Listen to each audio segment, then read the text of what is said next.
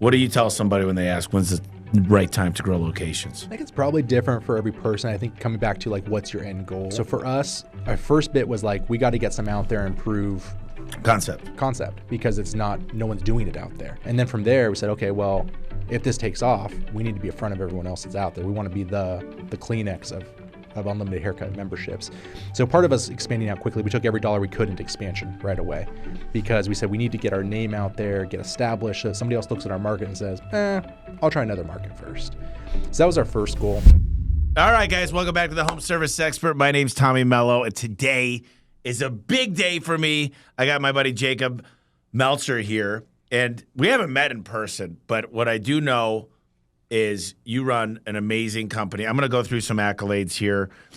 Jacob is an expert in leadership development, customer service, community outreach, and event planning.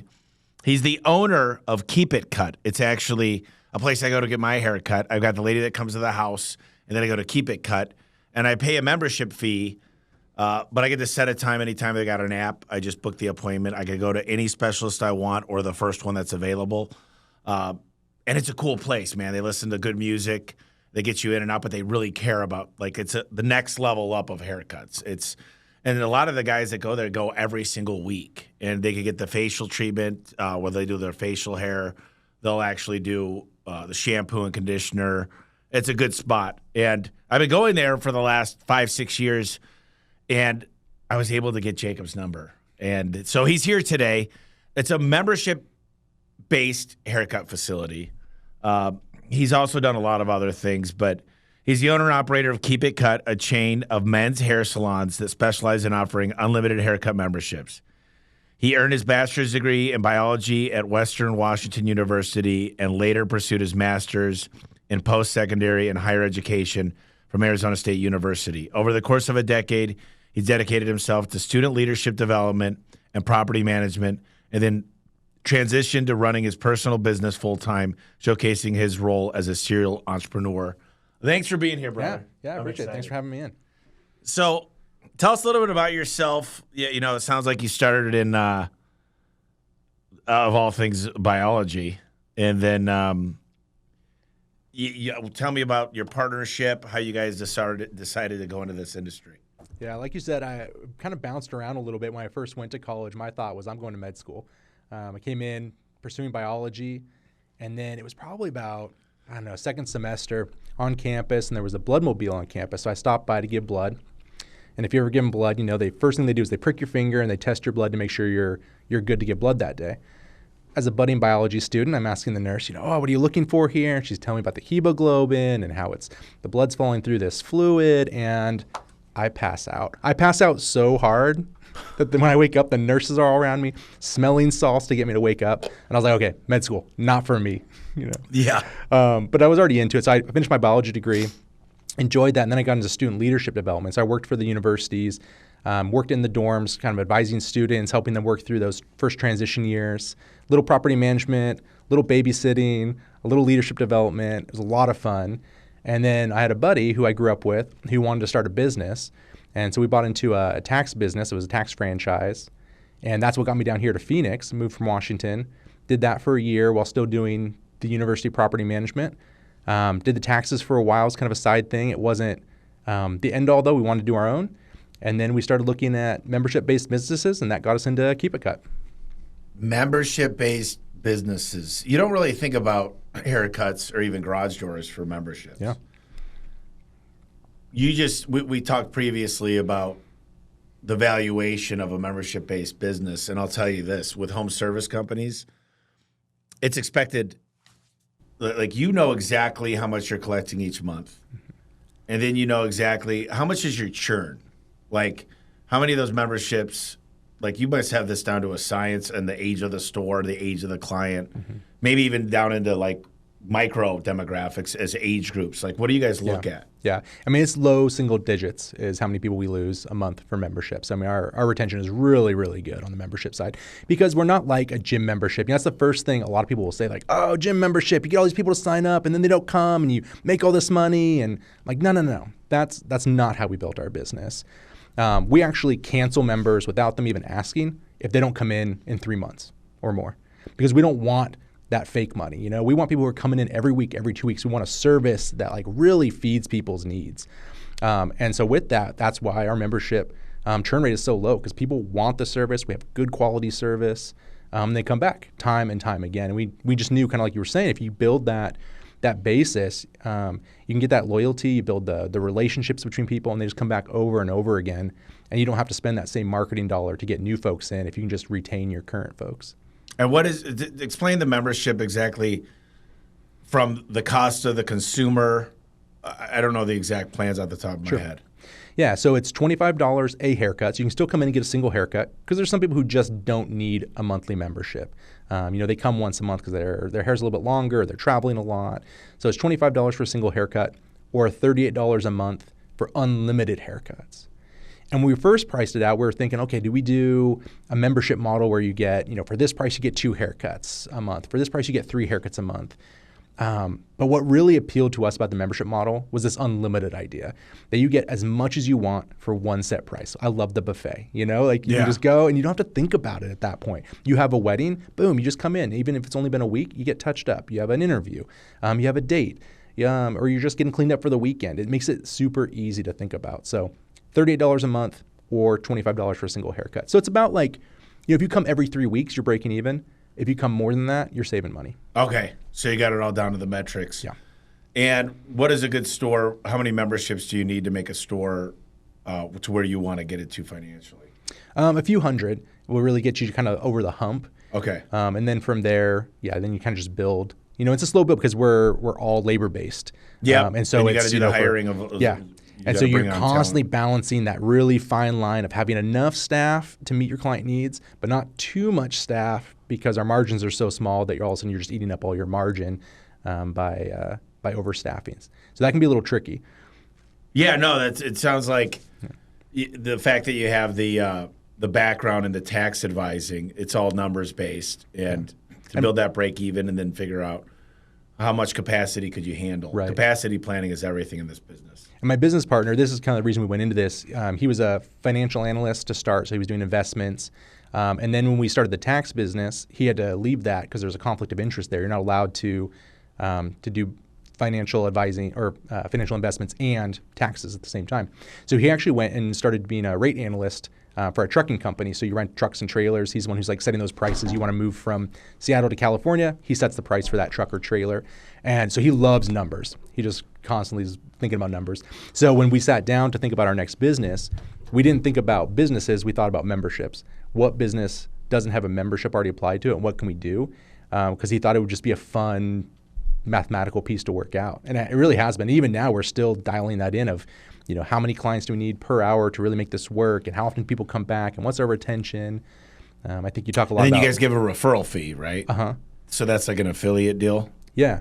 And that works out really well. We don't do very much external marketing. We've dabbled here or there, but our most successful marketing has been our referral program. So if we have a current client, they don't have to be a member, and they refer in somebody else, then that person gets their first month of membership for free. No strings attached, just come and try us out. And then if they pay for a second month of membership, then the person who referred them in gets $20. Again, whether they're a member or not. Right. Because most likely, like if you get your haircut and you're a membership client, you're probably friends with other membership clients, right? People hang out with people who are like themselves. Police officers hang out with police officers, hippies hang out with hippies. And so if you have short hair, your friends probably do too. Yeah, I'm really diving deep into affiliate marketing, and there's 3 buckets of affiliate marketing. There's like your power affiliates. Those are guys on like, they've got like these marketplaces that affiliates hang out. The one I'm involved in has 100,000 affiliates. And then the second one is like your influencers. They're big on TikTok, Instagram, Facebook, YouTube, LinkedIn, X, which is Twitter. And then the next one is like your ambassadors. Those are your employees and your client base. And there are 3 different buckets. And if they're mastered correctly, more than half of your business will come through your affiliate channels.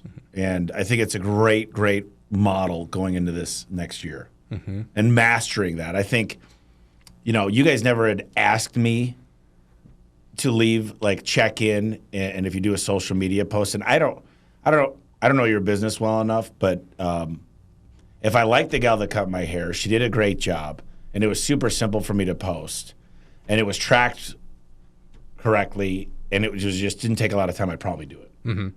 And every time I go to a restaurant, if the girl or whatever the server is, boy, girl, male, female, if they say, listen, we're doing a contest, I'll win a bottle of wine tonight if you leave me a review, I'll typically do it. Mm-hmm. I don't do it for the company, I do it for the person. Yeah, absolutely. And especially in our business where it's relationship-based, you can do a lot more of that.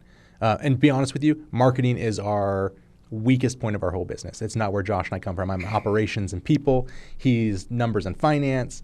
And so we joke sometimes that the business is succeeding in spite of us as opposed to because of us. Because we don't do a lot of outreach and we really rely on that internal piece. So I think we've dived into one bucket.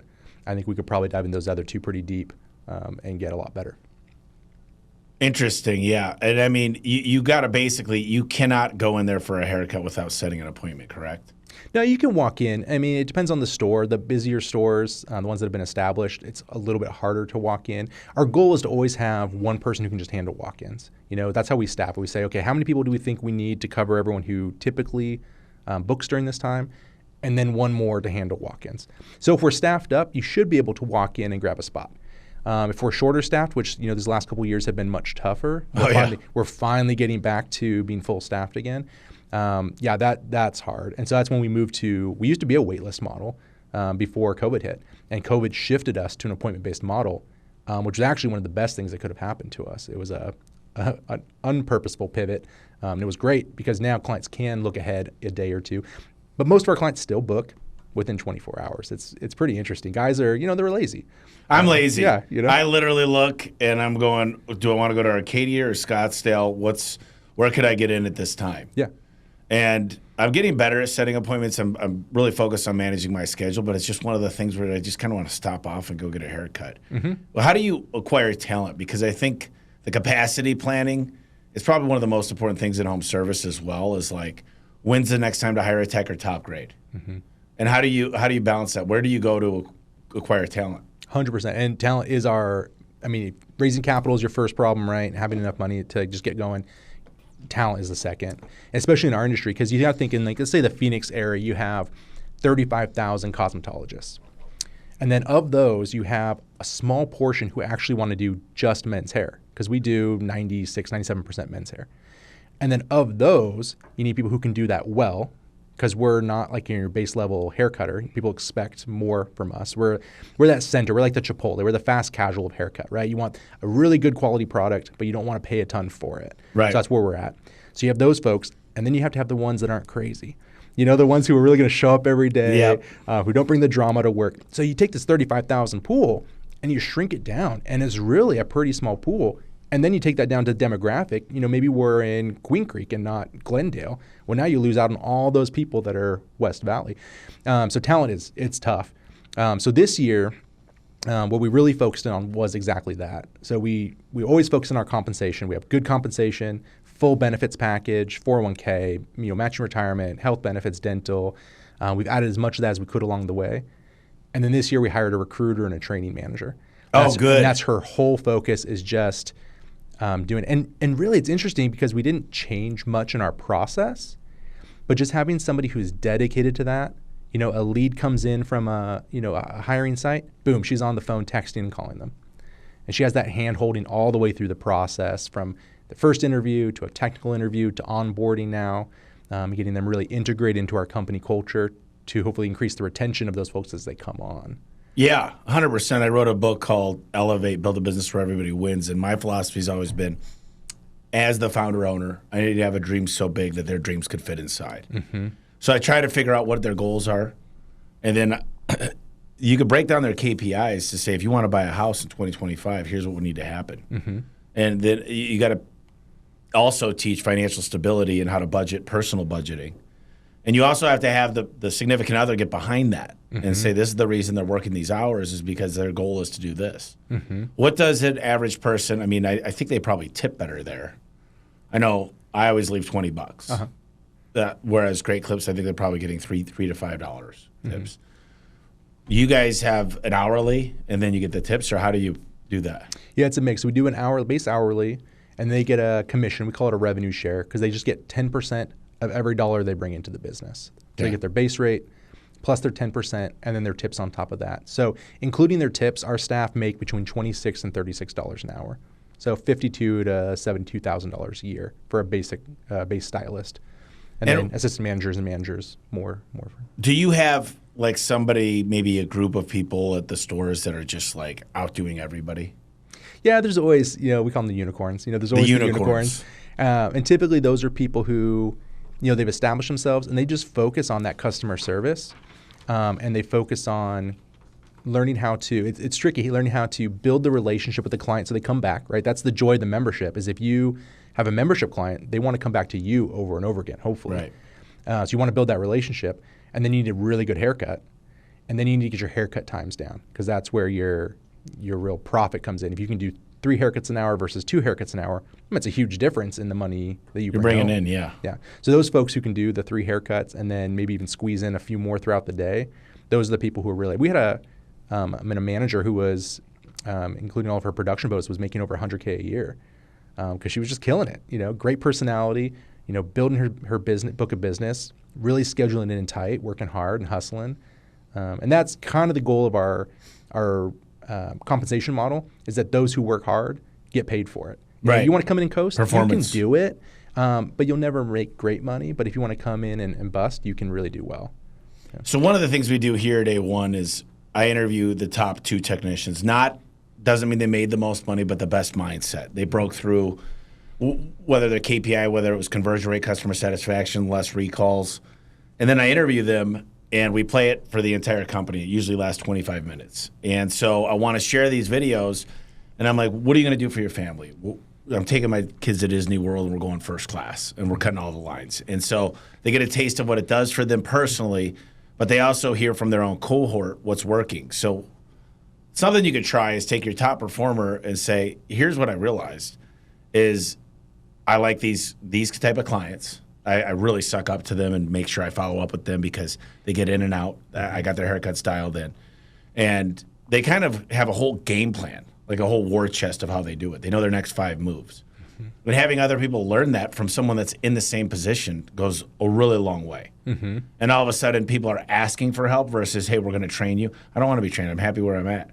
Performance pay helps people want to get more help, especially if they have a big goal and they're driving towards something and you know about it. Mm-hmm. And instead of saying, hey, we're going to put you on a performance improvement plan, say, listen, I know your goal. I know your dream.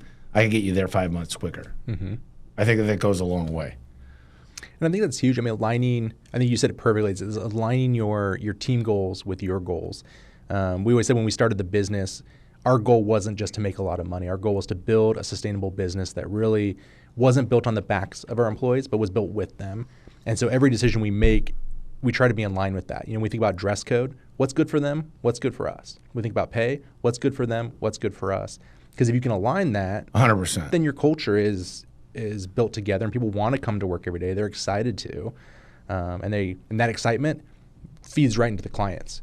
If you don't have happy staff in our business and they're in your client's face 24 hours a day, you're not going to have happy clients either. So the only store I could think of, there's like Great Clips, there's Sports Cuts, or I can't name all of them, but their model is more of an hourly plus tips.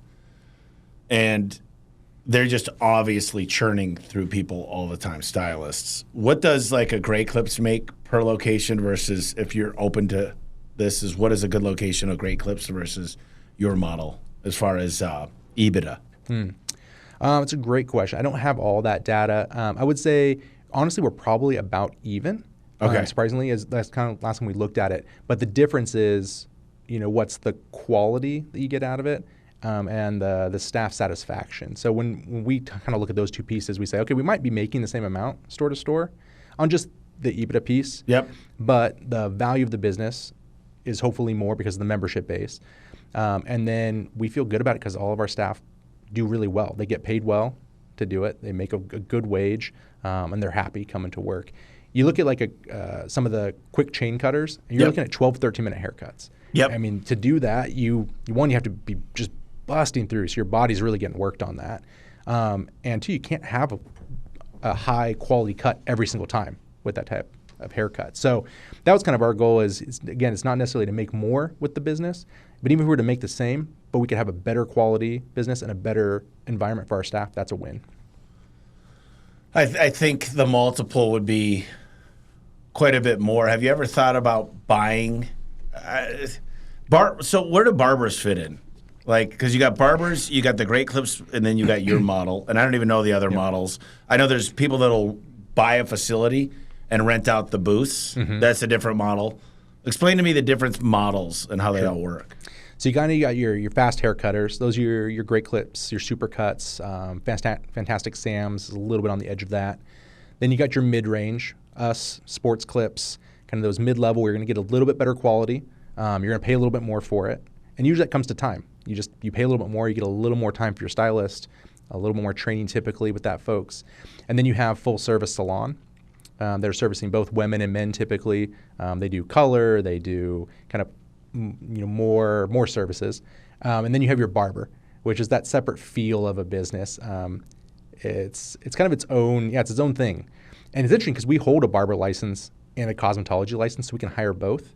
But of our 100 staff, we have 4 barbers. Okay. The personality is just so different between kind of a salon side and a barber. Yeah. Barbers typically, when they come and interview, like they have their way of doing it, and that's how they're going to do it. And kind of like, I'll come in, I'll do my work, you'll love me because I'm here, Yeah. and then I'll leave and you'll be happy. It's there's an ego that comes with the barbers, and they do great work. But I haven't found as much of that connection as I thought we would in that industry. That's interesting. Yeah.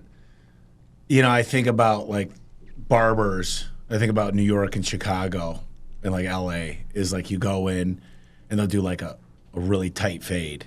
And every time I went to the barber, I end up like cutting off way more hair than I anticipated. Yeah. I'm like, We always wow. joked growing up that we had one barber in my small town, and if you went to gym, you got a haircut. That's it. You didn't get to choose. You could tell them whatever you want, but you got a haircut. Yeah, that's pretty much what it is. They're gonna go high and tight. They're gonna trim up your brows. It's nice when they pull out a razor. I do like that side of it. Is like getting a little pampered. Yeah. And they'll do a little bit more specialty too. Like we don't do lineups, which is where you're really carving out that crisp lineup around your hairline. And so that's kind of some of those niche pieces you're going to have to go to a barbershop for. And so, what does a top store do versus a non-top store? What have you guys figured out over the last decade that says, obviously, location? What other things that go into that? Management. It all starts with that leader. Yeah, we had one store that was really struggling down in Ahwatukee. And at first we thought, it's location, right? Ahwatukee is kind of this little island of Phoenix. It's set off from a major highway. People don't cross over into Ahwatukee, so either you live there or you don't. And we thought that was our limiting factor. And we just couldn't get staffing up because there wasn't enough staff in that area to really pull from. So we were constantly kind of like, this person I think will work, and then they weren't great. We ran through 5 or 6 managers before we landed one that was solid. And all of a sudden, the metrics just turned. And it matched all of our other stores in terms of growth. And so what we thought was a location issue was a management issue. And so we took that to heart because that was our 3rd store.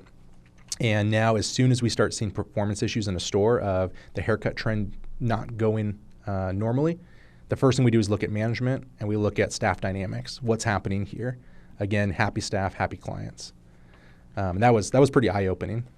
I've had we're in 35 markets, and I can tell you it just comes down to who's managing that market because they're not only recruiting, they're training, their mentorship, the way they conduct meetings, the way they motivate their staff around them.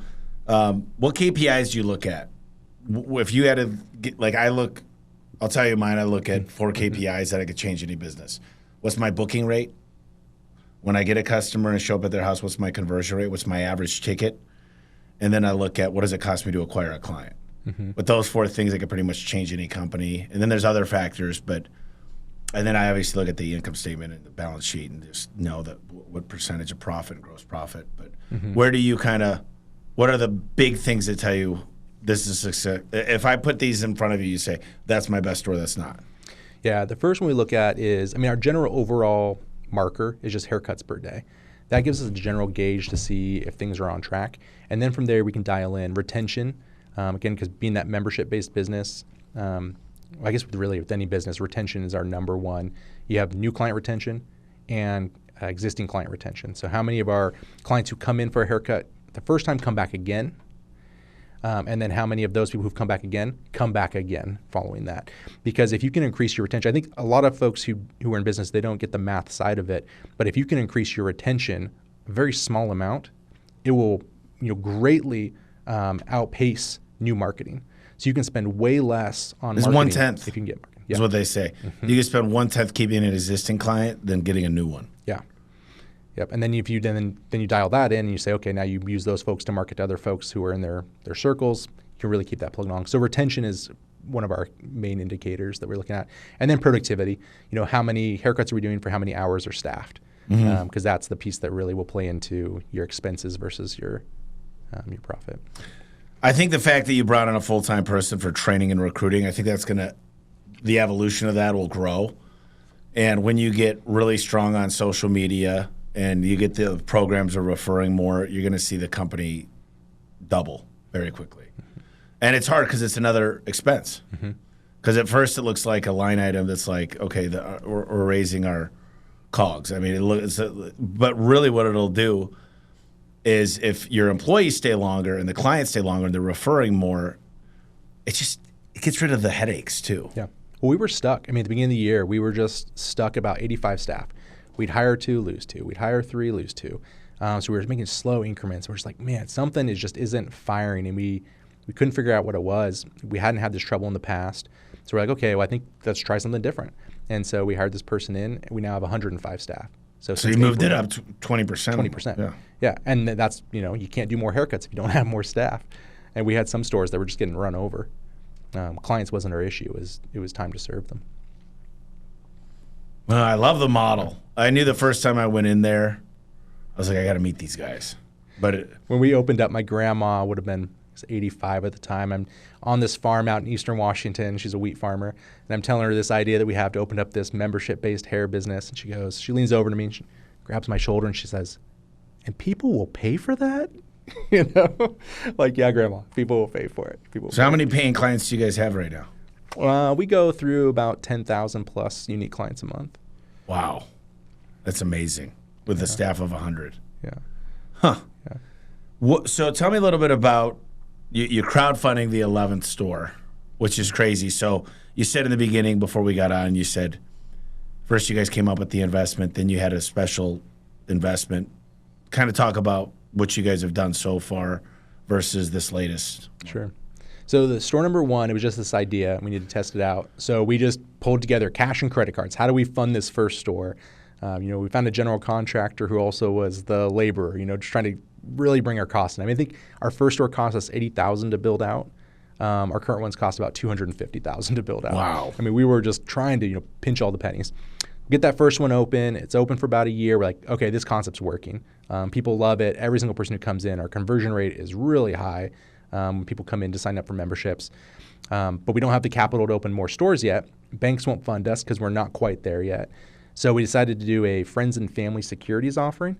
So it's just a debt-based securities offering. So we're essentially said we need to raise $300,000. Here's anywhere between a 8 to 10% loan payback. Who's interested? And we can only talk to friends and family. So we kind of reached out to people we knew. And we were able to squeeze that together, open 2 more stores. And then once we had those 3, after a couple years, finally we were cash flowing enough that then the bank would look at us and say, okay, we feel like you're a safe bet now. We'll loan you for a couple more stores. And it's kind of what our cycle's been since then is we open a couple stores and they just eat money for the first year until we can build up our client base. Right. And then we get our cash flow back up, go back to the bank, beg for some more money. They say yes, they give us money for a couple more, open those. Wait another year or 2 till our cash flow's back up and do that again. So this year we have 10 stores open and we were just waiting for our cash flow to come back around to go back to the bank. And we had this property come up over in Queen Creek that's just going to be gangbusters. It's a prime property. It's one of those that you're like, if we don't move on this, somebody else is going to, and then we're going to get locked out for the next 20 years with non-competes. So we got to find a way to fund this. And we had looked at crowdfunding years ago, but it wasn't regulated yet. And now it is. Now there's about 30 sites, websites you can go on to, and you can set up crowdfunding anywhere from equity crowdfunding, where you're selling parts of your company, or what we did was a revenue share crowdfund, which is a little different. So it's a debt crowdfunding, so they're not getting equity in your business, but they get a little bit of play. And the way that it works is for every dollar they put in, they get $1.65 back. So that rate is already set. They already know how much they're going to get back. And then the rate of return is based on how quickly we can pay that back. And the way you pay it back is you pay it back as a percent of your revenue every quarter. So every quarter we'll take 12% of whatever that store brings in, and it gets divvied up among all those investors. So what's helpful when you're opening a new store is your debt payment is really low to start when you're not making very much money. And then it's much higher later when money's no longer an issue. And then for the person who's investing, it's good for them too, because if you can pay it back sooner than you're expecting, we're roughing 8-9 year payback, maybe get them a 10% return. But if this store goes better than that, we can pay them back sooner. Now you're looking at 12%, 13% return, and it can go up. So they get a little play in the game. So you're telling me, on 65 cents they're going to make. They put in $1, they get $1.65 back. Mm-hmm. Over 10 years, that's... But they're getting paid back a portion of it over time. Right. So instead of like a rate of return, which most people would think of like, okay, I'm going to get a 6.5. That sounds like it'd be a 6.5% rate of return. But you have to calculate it as an internal rate of return where it takes into account the time payback. Yeah. Because you're getting your revenue back or some of your investment back. You're giving your time. principal back. Yeah. Yeah. And interest. How much have you guys raised? Yeah, so for that one we did $300,000. And you got it? Yeah. So we wanted just enough to open that one store. Because if you get more than that, we don't really have a use for that extra cash right now. So this is what we wanted to raise. Raised it, boom, hit that store, and now we're rolling, getting that one ready to go. And that's on mainvest.com? Yeah, Mainvest. So Mainvest, they were the only ones that I found off the top of my quick search that did the revenue share notes, and that's why we went with them. There's been a couple other businesses locally that use them as well that had good success. What would you consider your best store? What percentage of revenue do you try to put towards the bottom line? For me, it's 20%. Percentage, say that again? So on $1, I try to make 20 cents. Oh, gotcha. What do you guys find your best stores at? Because I'm just curious as far as that 12%. Oh, gotcha. Gosh, off the top of my head, I don't know that answer. If it's kicking off 15%, bottom line, quickly, like if it took a 6-month ramp-up period, the question I would say is, okay, if they're doing $50,000 a month, I'm just showing out numbers, and they're bringing 15%, that's $7,500 going towards principal and interest. So I'm sure you had a table people looked at as their payback period. How long did it take to raise the 300? It was quick. It took us about a month. The raise was 2 months. But what we found is that you got kind of a bunch of people who sign up at first, and then there's this lull. And then you're kind of waiting like, okay, who else is out there? Yeah. And what they told us, the Mainvest company said, well, you're going to get most of your action again at the last week because there's no reason for people to invest in that middle period. They're just kind of waiting. And so we got nervous. We're about halfway through, and our landlord was ready to sign a lease. So we were worried about losing that lease. So we just reached out to as many people as we could, and then we finished it up halfway through. Wow. With a couple larger investors. So it was an interesting process. I don't know if we'd do it again, honestly. It was maybe if we did it, I think we would do it with a lease that wasn't so critical, so that way we weren't as deadline focused on it, because that would put the pressure on us a little more than we wanted. Yeah. No, that's crazy. Yeah. And it was really hard to explain the rate of return because you can't post the projected rate of return on the website. It's not allowed by the SEC. So we could post a calculator link, and we could post all the numbers to put into the calculator, but people had to go and do that themselves. And we found that most people just don't want to. On a site like that, they're just looking for quick, easy. Did you have any of the employees that that went to that and did it? Yeah, we did have a couple invest, which was exciting. Oh, that's cool. Yeah. I'm just thinking now. You got my brain going into this. It's a whole different way to raise. They don't own the business, but they get a rate of return. That's crazy that it could take 8 or 9 years. I mean, what's your long-term play? I mean, have you guys sat down and said, we're going to build this thing to this? Are you using it as a lifestyle business? Do you have a plan of potentially selling it? That's kind of what we're looking at now. We said, okay, we have 10 stores. Everything's, pretty smoothly running. Our day-to-day, Josh and I, we can really work as much or as little as we want to at this point. Anything that we do is really just building the business and making it better. And so we're kind of looking and saying, okay, where do we go from here? Do we get a PE partner who comes in and gets us, from 10 to 50 stores, because that's always our biggest limiting factor is just cash. Right. We could open another 20 stores tomorrow. We just don't have the cash to do it. But then with that, you lose some control. Yeah. And that's really scary, because part of what we love about being in business is that we can work as much or as little as we want. So my business partner just had a second baby, and the last 4 months he can just hang out and really enjoy that time with his family. There's no pressure. There's no deadlines other than me, badgering him from the sideline. Yeah. When you coming back? When you come back? And that's good. So we're kind of going through those higher level questions of what do we want this to be now, and how do we get there? It's a very pertinent question to today. If I were you, I would start with the end in mind. I think it's so much smarter to say, what do I want out of life? This isn't, right now you feel like this defines you. And a lot of people are stuck going, I've owned this business for so long, I don't know what I do without it. But once you get a few hundred or a few $1 million under your wing of this cash, you can go out and there's opportunities that'll find you. Mm-hmm. So it is, I'd love to explore this deeper and say, what are the multiples? How does it grow? What could it become? What's happened with like the Great Clips and the Sports Clips and the other things? And how does this model scale to multi-states, especially because it starts to become more, you get the arbitrage. It starts to become a bigger multiple the more you grow. Mm-hmm. And the more certainty. And so putting some KPIs, dashboards, building out some technology. You've already built out the app. How long did that take to build? We're almost done with month 4, and we should be wrapped up by middle of this next month. So about 4 or 5 months. For the new app. Yeah, the new booking app. Oh, so you got a whole new app coming out. Yeah. Yeah, so the one we currently use is just through the point of sale software. And it works. That's as much as it does. It works. Yeah. But it doesn't work great. And it has some real flaws for a multi-location business like us. So we found that, we have to build our own app now. So we started that about 4 months ago. Okay. And we're almost done. And that's our number one, really it's our only complaint we get from clients is, guys, your app sucks. Come on, and it's like just little things, but they're little annoying things. And so this should be really good for client experience. We're pretty excited. Are you guys going to have a feature where it says, like what I'd love, and obviously everybody will tell you, but it would just be nice to know, I try to get my hair cut every 3 weeks.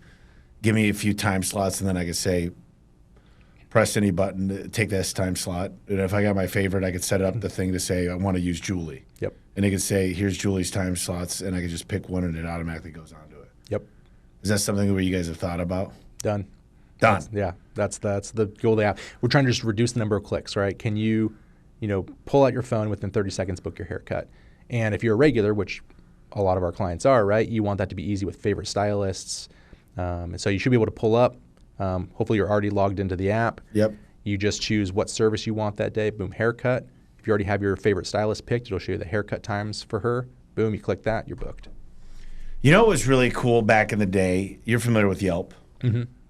Is you could go find friends, and you could actually sync your Facebook account and LinkedIn, I think. I don't know exactly. I know you could do your Facebook account. But you could send an invitation to everybody by just syncing it in, where it goes out and it finds everybody on Yelp that's also a Facebook. And you could also invite friends. So it's a great affiliate tool to say, hey, listen, you don't really have to do anything. This will work through your social media. You hit a couple buttons, and it'll invite everybody in for a free haircut.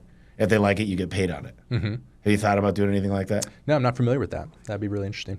I love technology. Yeah. I'm obsessed with it. I just feel like this business has got me excited just because it's something. Warren Buffett says invest in things you understand. Right. He's like Coca-Cola. I love the drink, and I'm going to go big with them.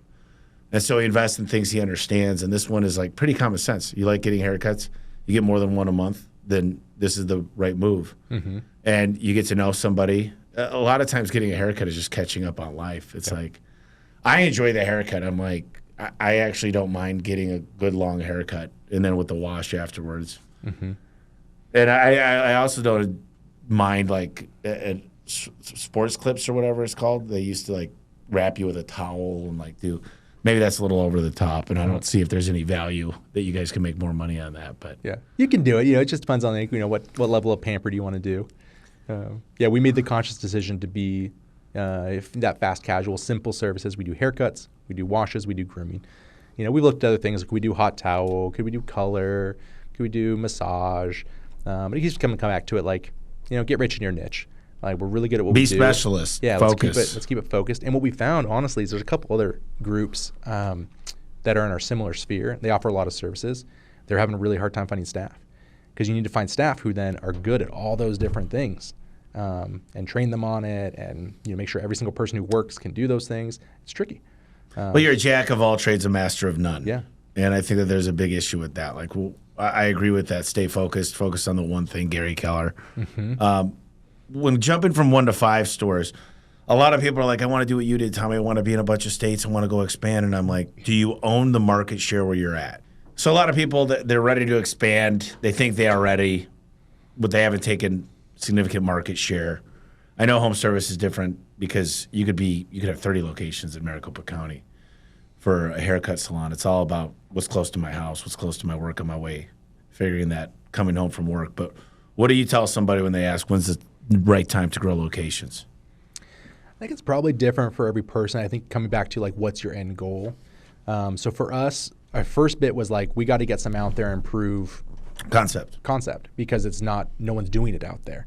And then from there we said, okay, well, if this takes off, we need to be in front of everyone else that's out there. We want to be the Kleenex of unlimited haircut memberships.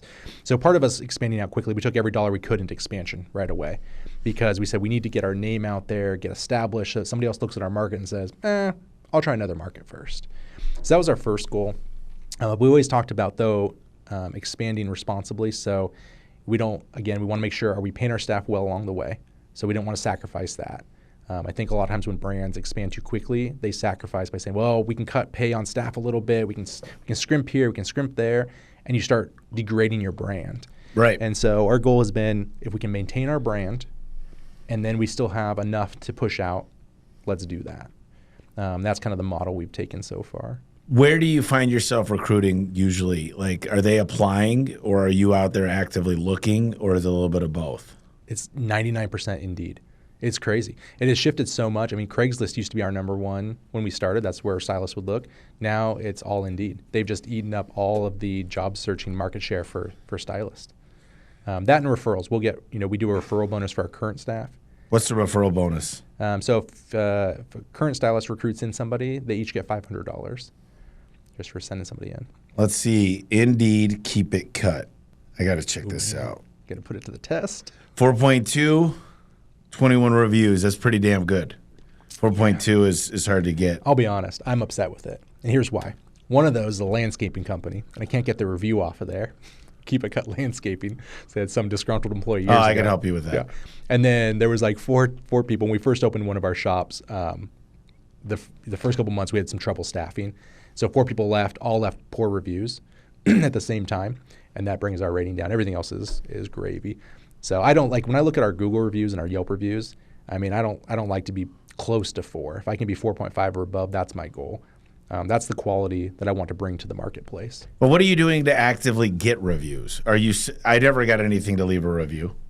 I never got anything after a haircut to say, did we do a good job? Yeah, we've done pushes at some point. For like the Google reviews, you mean? Yeah. Google or Yelp. I mean, you're not really supposed to ask for a Yelp review, but you're supposed to say, how'd we do? Right. You can't gate, it's called gating them. Right. Where if they leave a review in something else, and then if it's good, it goes on to Yelp. If it's bad, it comes to a manager. Mm-hmm. We've done some different campaigns, but it was person to person. So it's like, hey, those members that that you have regularly, like you said, reach out to those people who you know because you already have the relationship with them. And you give them some type of performance to get those? To Google, and we give our staffs a little bonus too. If like, hey, if they $10, $20, right? If a client posts a review with your name, you get $5. And by the way, getting pictures and reviews count way more. Huh? Interesting. Especially on Google and Yelp. Mm-hmm. Like, get the picture. They're all geotagged because they're taken on an iPhone or a Droid. Yeah. I think it makes a huge difference. And plus, they can see the store and they can know it's real. Mm-hmm. So, and how you respond to negative reviews is important as well because a lot of people filter to the 1 stars. Mm-hmm. And they want to see something from the owner that they care, that they're, we understand whatever it could be, it just needs to be a reasonable explanation of, they didn't do color, and I walked in there, okay, well, we specialize in this, and we're really sorry, blah, blah, blah, blah, blah. But you got to respond to those. Mm-hmm. I sat down with a guy a few years ago, and he said, with your expansion, you got to be good at training leaders and pulling them from other industries. Mm-hmm. He said, you're going to have to be very good at developing people. And I think that's something you're starting to take into consideration is, how do we give them leadership skills? How do we teach them manager skills? How do we teach them time management? How do we get them to understand these concepts so they're stronger but they stay on longer? Because an open and closing door all the time where people are quitting is so hard. You can't build regulars, not for your type of business. Mm-hmm. So are you guys, what is the training that goes into it with this recruiter/trainer? Like what is their job focused on as far as they're getting them through the process, but how do you keep people? Do you have anybody that's like focused on that? Yeah, I mean, up for many years, that was me, right? So I come from that world of leadership development on the student side. So I had a lot of background in people development. And so it was every month we get together with all our managers. We talk through, policy procedure stuff, but we're also always doing leadership training. Kind of the way we found that works really well for us is we choose a book and we read a chapter every month and we work our way through it. So the first one that we always have all of our staff read is Crucial Conversations. And it says, it teaches you how to understand how you communicate first and foremost, and then how do you communicate with other different personality types and styles. And then from there, we work through different ones. And we do a broad range of books that talk about leadership, management, organization, appreciation, love languages, kind of the full gamut to try to give them a full leadership spectrum. To say, as you as the leader, you're leading your ship. I can't be in there every day. So I want to give you all the tools that I can to model our style of leadership down with your staff, and that trickles down. I read 5 Languages of the Workplace. That was a good book. Yeah, it's great. I think, and everyone just gives you that little bit. Like I was reading through your home services book, and I think all those different pieces you pulled, some of the best pieces from all these different authors, because it's like, those core concepts that come back over and over again. And I've read that Crucial Conversations book 5 or 6 times. I always pull something new from it. I haven't read that book. Yeah. I've read I've read a book called Fierce Conversations. Yeah. A good book. I really enjoy Still the E-Myth. It's Michael Gerber. I've had him on the podcast, and he just discusses the foundation of like SOPs and run it like a franchise model. Even if it's not a franchise, run it like a franchise. Have you ever thought about franchising? We have, yeah. We talked about franchising. I mean, we owned a franchise at one point. That's what turns us off to franchising, mostly because it comes back to control and lifestyle. And so right now, as we think about what would it take to franchise, I talked to some folks who did it, and they're like, "Oh yeah, I'm working nights, I'm working weekends because I'm doing all these recruiting events." And then now you have all these franchisees who are coming to you with their issues. Not a bad model. I just don't know if it's what we want right now. And then you lose some of the control over some of those other aspects of, how much employees are paid and benefits, and are they going to keep that cultural model? I know you can do it and pass that down, but it gets tricky. So we've thought about it and then kind of shied away from it. Plus, to open up, one franchise store, or we'd have to open up 8 to 10 franchise stores to make as much as we would on just one corporate store. Yep. So we waited out a little bit. Yeah. But to your point, though, I mean, as you talk about when is it right to expand, from day one on store one, we were building out operations and manuals and checklists and training sheets to feed 100 stores. Mm-hmm. We were always thinking forward, let's build this for 100 stores, not one. So for the 11th store, the first store took some time, proof of concept. The 5th store probably was a lot better than the first store. How do you feel like this 11th store will be as far as scaling up to where you want it to be? Yeah. I mean, right now, to get open, it's clockwork. I mean, all of our checklists are in place. From the time we start looking for a property to the time it opens, and then moving forward, it's just really checking down a list now. It's dialed in, which is nice. It doesn't take a lot of work. And then from there, now, kind of like I said, we're terrible marketers. So that's kind of one area that we're starting to look at more is, okay, how can we ramp faster? Our ramp is pretty slow comparatively to some other businesses. It works for us, and it's worked for us because we haven't pushed hard on it. But one of our goals with this new one is to start thinking about that. How do we get that ramp up faster and get that EBITDA up quicker? So do you have a CFO? No. I mean, Josh is our kind of CFO in that role. So one of the things I look at is say, what can we do for promotions that doesn't lose us money long term? If you're in Chandler, there's Intel, restaurants, Cheesecake Factory. It's where I worked when the fashion or whatever Chandler Mall opened. Uh-huh. But you know all those people in there. If you've got like a way to get them in for the first haircut, the question is, you don't want to, how much can you afford to lose in promotions to get them in on their first haircut? Because a lot of people are just going to take it up as a free haircut, right? And then they're never going to come back. But there's got to be a formula as you keep testing it to say, 33% of these will turn into clients. And so we're going to eat this amount of costs till we ramp up, and that's part of the initial investment. Right. And then looking at that 300 grand is, do you feel like 300 grand is do you feel like there's numbers that you could get that number when you get economies of scale, could get that maybe down to 180? Maybe. I mean, construction costs they just ballooned.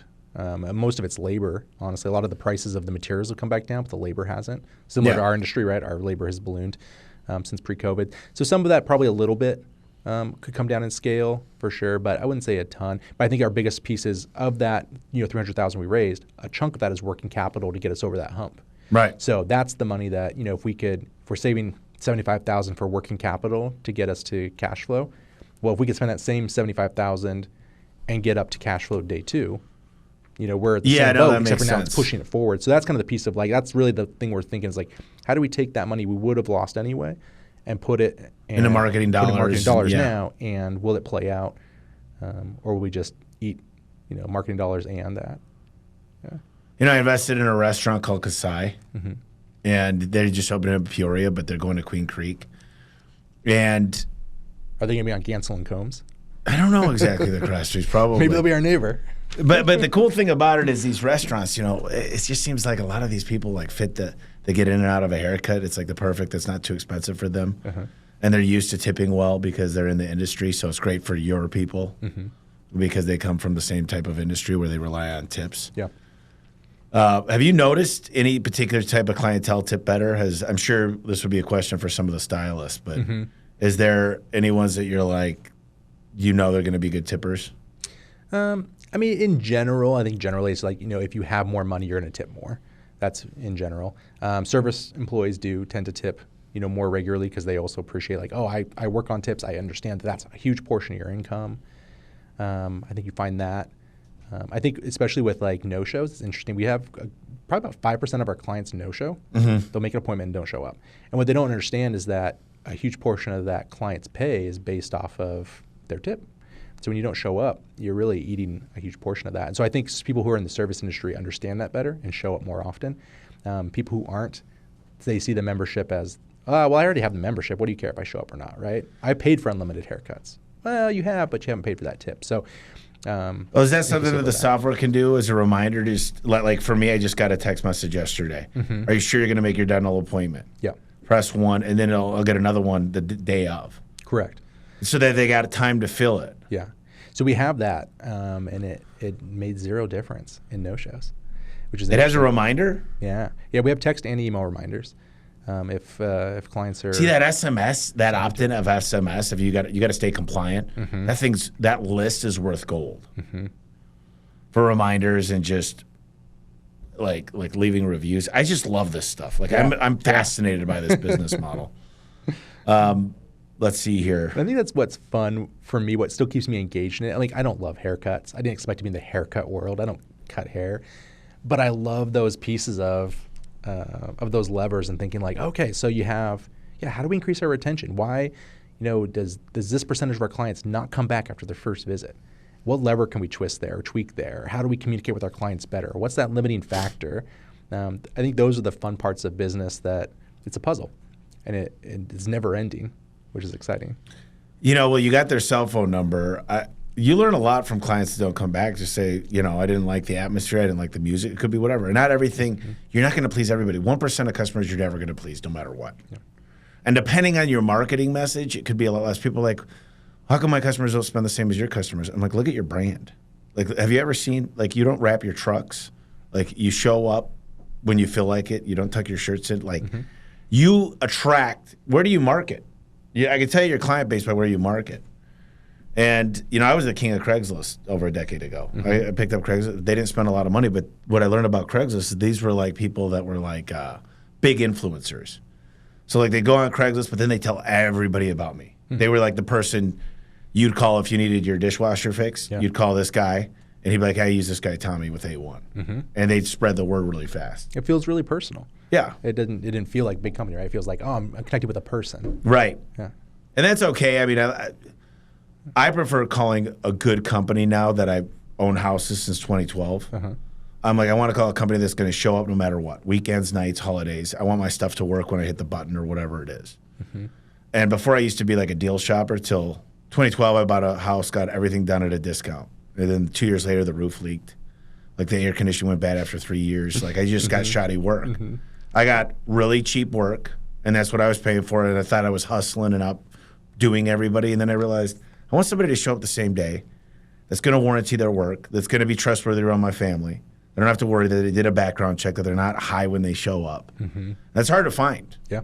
I mean, and you got to charge for that. And I'm glad we charge for it, but we're not absorbing it. I mean, we give options. Because I believe if you're not giving options, you're giving ultimatums. So what else would you like to share with the listeners about the business? What were some of the hardest lessons you had to work through? I think for us, having not come from the business world, was just learning, how do you raise capital? I think my thought was coming to it like, oh, you go to a bank and you get a business loan, right? And they fund your business and you start your business. And you go into the bank and they go, do you have a business yet? And you say no. And they say, well, you're not going to get any money from us. Like, what do you mean? I thought this is what the small business loans are for. Like, well, the SBA can do some stuff. Those are for like businesses that are established and are showing cash flow. Essentially, like if you're a good bet, we'll bet more money on you. I was like, oh, okay. So that's been kind of fun, is learning how do you raise cash. Either be from, at one point we had, 8 credit cards all maxed out to the gill because that's what we needed to do to get the cash we needed to move forward, to get over that hump. But it was, I'll call it responsible spend, in that we knew our payback was there if the concept worked out. And then you just, evolve from there. And okay, now that's done. We don't have to keep those maxed out anymore. And how do you get that next chunk of change? But I think the biggest part with that was just reaching out to network and saying, how do people get money? And I think you've mentioned it before in some of your podcasts, is like network. Network is your net worth. Yeah, because if you've never done it before, there's so many people that already have.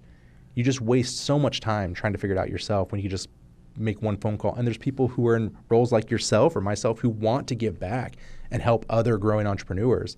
You just need them to ask the question. So I think asking questions is probably the biggest failure that I had early on, that I've learned the most from. And now that's the first thing I do is, I don't know this. I'm going to go look it up, but I'm going to go ask somebody who knows this really well. And not where do you go to find help? I mean, you read a lot of books, it sounds like. What else do you do? What are you involved in YPO or EO or any of the? Do you go to like BNI, or do you have anything you go to like for mentorship? I haven't been recently. I had a daughter in 2020. That really slowed me down on some extracurricular things. But I'm involved in local First Arizona, so I try to hit up their networking events. And now it's a lot more personal connection. When I have issues, I'll say, it's a legal thing. I'll reach out to our attorneys. Hey, do you know someone who's specific about this? Or I'm struggling here. Our PR person that we used for a while, Evolve PR and Marketing. She's amazing. Jen in Scottsdale. She's connected with so many people. That when we were first trying to figure out how do we expand, she connected me with somebody who they had about 10 locations at that point. And she said, would you be willing to meet with this other person? And he met with me. So I think just trying to build those connections through people. And then, I read a lot. So if I have a question about something, on finance, for instance, or like franchising, I read 3 franchising books to figure out, is this something we want to do? And try to educate as much as I can on the back end. I'm glad you said that about franchising, because everybody's like, I think I got a concept I want to franchise. I'm like, first of all, when you get in the franchise business, you're no longer in your core business. You're babysitting. Number 2 is franchisees expect a turnkey business. So you better have it all figured out. You better have your call center figured out, your technology suite. You better have a great website. You better have a great careers page. You got to handle everything. People want a business in a box. So you got to think your way through it. You got to have and I would not sell franchise to 9 out of 10 people. Yeah. I would really be careful. Chick-fil-A, I think they have like 5,000 people that want to be their franchisee, but they don't even own the real estate. They'll make 6 figures, but they'll work their ass off for that. But they get the right people that want to work hard and be successful, and they just buy into the business. And I think franchisors, they just say, oh, you're going to put the 50 grand or the 200 grand up, you're in. And then like McDonald's does a great job. You got to go through their training program. You got to have at least $1 million in the bank. You got to go through their university. You got to sit there and have every single job as the investor. You might be worth $100 million, but you're still going to go through the program of working at McDonald's for a certain amount of time. And that eliminates a lot of people, but it gets the buy-in. Yeah. Because when you start a franchise, you have your business and you have your franchise business. Right. It's a whole second thing. And it is. And I think a lot of people, I'm like, have you even proven the concept in 3 markets? Yep. Like you've proven 3 stores is kind of that magic number, I feel like, where there's a proof of concept. 3 restaurants, 3, like, and I'll tell you this, it's harder to do a market outside of your core market where you grew up and you know everybody, where you went to church, where you've got family. And it's a whole different concept. It's the greenfield strategy, it works, but it's easier to buy a company and then turn it. They're both difficult because then you got integrations and then you got to kind of clean up a mess and headspace, trash, and learn who wants to go on this trip with you and who doesn't. But there is a concept of taking – are there any like mom and pop stores that are not on the membership model but just haircut that you guys have looked at possibly purchasing, or would that not even make sense? I thought a little bit about it. Again, this last year was kind of exploring different options. I think the trickiest part with it is to rebrand the stores potentially is a big expense. So that could possibly work. And then finding the right place, because there's just not a ton of – it used to be a lot of mom pop ones, like smaller ones, maybe single salons. I'm not sure. It doesn't seem like it works for this model as much. I think PR is a great play with a lot of press releases and getting people, and just I feel like getting into the right companies like Intel and Honeywell and some of the main players here. GoDaddy's here. I was going to say Sugar Daddy. So give me your top 3 books that changed your life. It sounds like everyone needs to read the Crucial Conversations. What are some other books that you recommend? I really like that one. I think in building company culture, there's one called Appreciation. It's by the O.C. Tanner Group, the research group. And I really liked that one because it outlines a research-backed understanding of how do employees want to be appreciated and recognized. And so we built out a whole appreciation recognition model for our company, from little things of like, weekly, it's on our weekly manager checklist. Did you appreciate every single staff member verbally? Okay. Those little things that check in. And then we have incremental anniversary awards, your 3, your 5, your 7, your 10-year awards. But it's also like each of those has a specific piece of, you get something that's a token gift, and then you get something cash-based that you just can go buy whatever you want. So there's different ways to structure it to make sure people really feel appreciated and don't just, you're like, oh, I appreciate them all the time.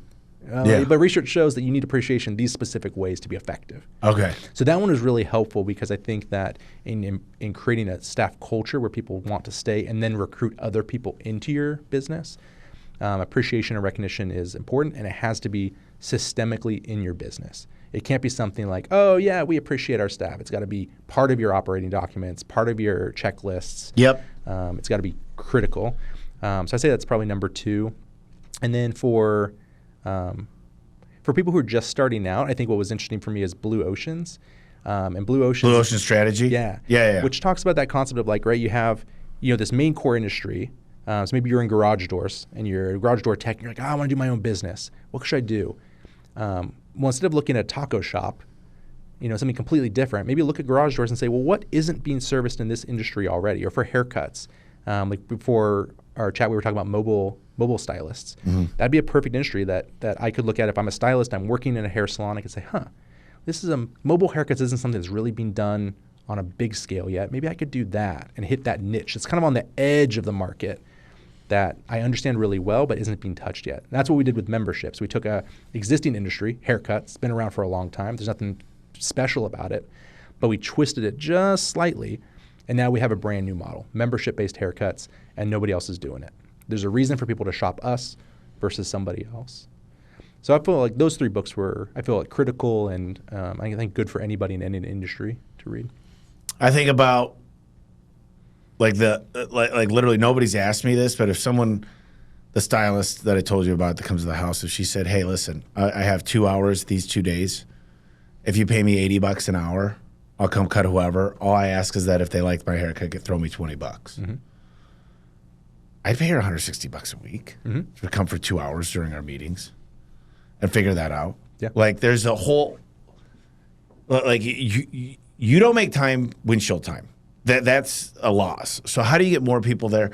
Hey, do you got any neighbors that would be at the that could come here that would want to do it? Or there's a way to make that work. My dad would probably come over. I just don't think about it, but it's up to the entrepreneur to figure out these things. Right. And like, oh man, I just had the guy show up for the IVs yesterday at work. 5 of our guys got them. It's like $180 a pop. He's probably got $50 worth of vitamins in that. So $130 times 5. It's a lot of extra money. But there's also opportunity costs. There's his drive time. There's, at first I didn't want to do the IV. Then I decided I wanted to do it. Usually it comes to the house. But I think there's so many businesses. Blue Ocean is what it talks. The core competency I took out of the book was,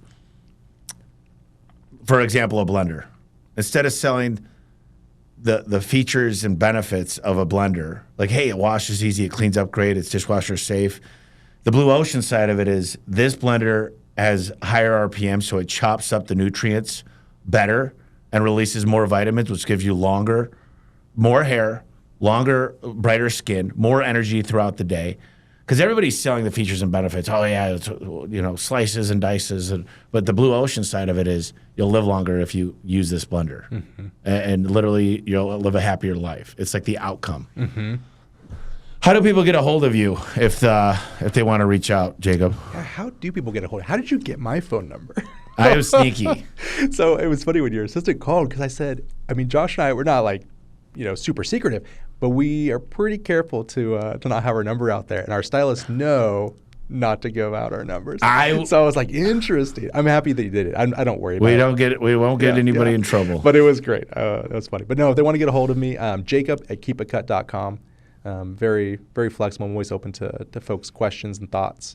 And then what I always do at the end of the podcast, I'll give you an opportunity. We talked about a lot of stuff, just maybe something for the listeners to think about. Going into business it's a lot of work. I tell a lot of people you don't want to go into business. You can make more as an entrepreneur. You can make more as a manager.